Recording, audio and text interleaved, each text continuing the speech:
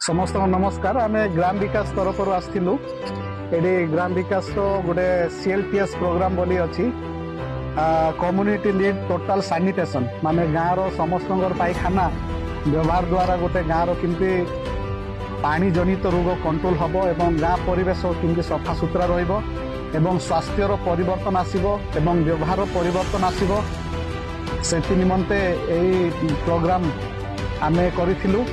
तो मत खुशी लगिला समस्ते गाँवासी माने एकमत हेले।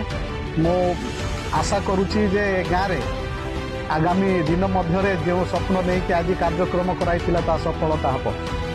सर ए ऊपर जो आप नक्शा कर जो आप लोक को बहुत सुंदर भाव में बुझेले यार कौन कौन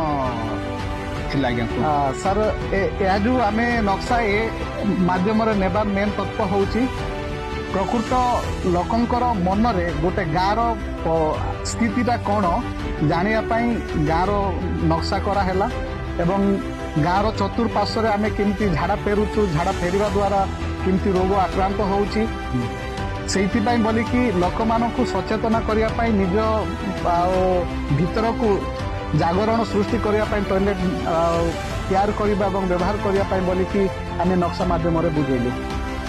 धन्यवाद।